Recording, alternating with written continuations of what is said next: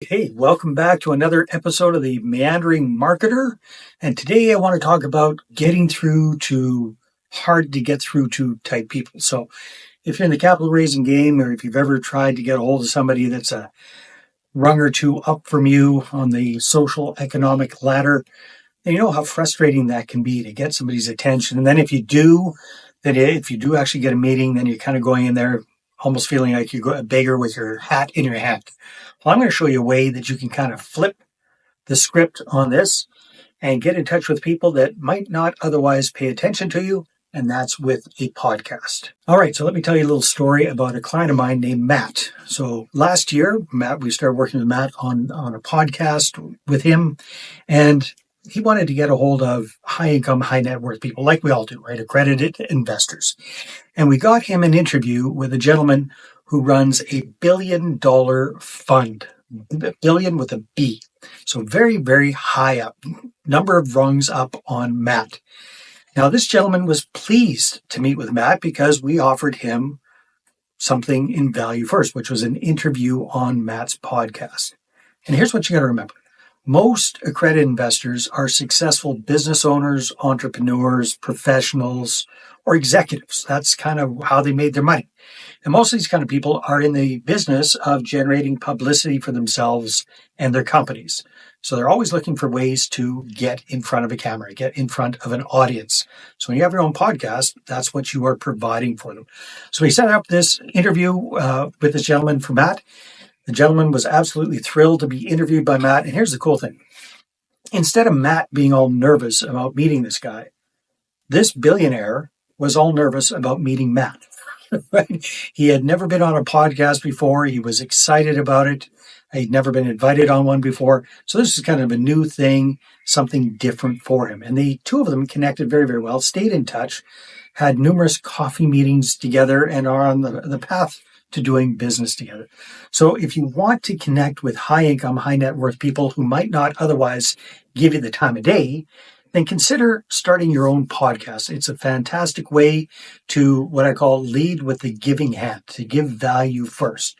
You're providing these folks with a platform. You're providing them with a venue to be exposed to a new audience. And most of them are not going to check out how many followers, how many downloads, how much exposure you actually get. They're just happy to be invited on your show. So you don't have to think that you have to build up a huge, huge audience first before you can reach out to these kind of people. You can reach out to them from day one with a podcast.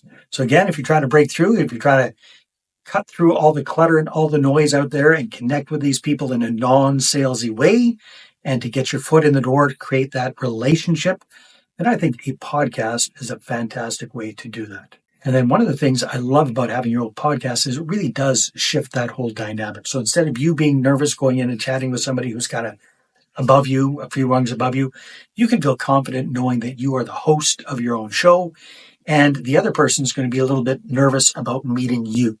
And you can put them at ease. You can create that rapport instantaneously, get well on your way to a very, very good relationship with that person by inviting them to be on your show. All right. So again, my recommendation to you, if you want to cut through the clutter and meet with these kind of high income, high net worth type people, start your own podcast and invite them to be a guest on your show.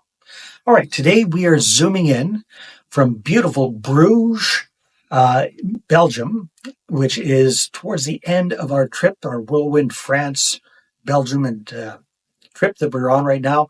And we're in the patio of the beautiful, what's the name of the hotel we're in here, baby? Rosenberg Hotel. Rosenberg Hotel. And I'll share a few clips of what we're up here today. Bruges is an absolutely amazing, amazing, beautiful city. Highly recommend that you come visit. Check it out and say hello to our sponsor for today's episode as well. All right, here's what 300 kilometers an hour looks like on a train. Going from France to Belgium. Next step in the tour is Bruges.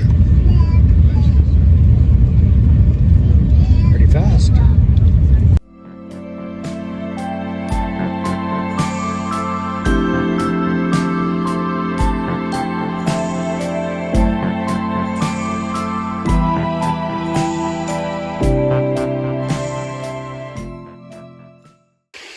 All right, so here we are in the beautiful Fontenay Abbey.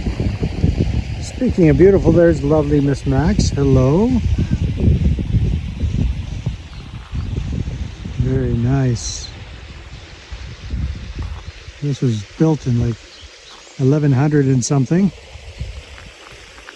And then when the French Revolution came along in 1789, they kicked out all the monks, turned this into a big paper factory for 100 and some years.